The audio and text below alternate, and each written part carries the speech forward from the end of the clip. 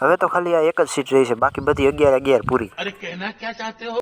તો આજે 3 દિવસથી રોપ મંગાવેલો હતો, એને વાવવાનો ટાઈમ આવી ગયો છે. સવારમાં વહેલા પહેલા તો શરૂઆત કરી મરસીના જે હુકાઈ ગયેલા છોડવા હોય એને કાઢવાની, કારણ કે જ્યાં હુકાઈ ગયા હોય ત્યાં જ બીજા છોડવા વાવવાના છે એટલા માટે. અને હવે વાડીએથી રોપ આવી ગયો હતો અને વાવવાની શરૂઆત કરવાની, અને હું પૈસા વારીને તૈયાર થઈ ગયો હતો. પણ કીધું હું તો આગળ હોલ કરતો જવાને એમાં મરસીના રોપ બીજા વાવતા આવશે, પણ આંગળી ખૂતાડી તો આંગળી ભાંગી જાય એટલું કઠણ હતું. તો પછી મેં પાઇપ લાઈન વાવવાનું નક્કી કર્યું, અને પછી તો ખાયો ઘા ખાડા, તોય થોડીક તો ભીમ મારવી જ પડતી હતો.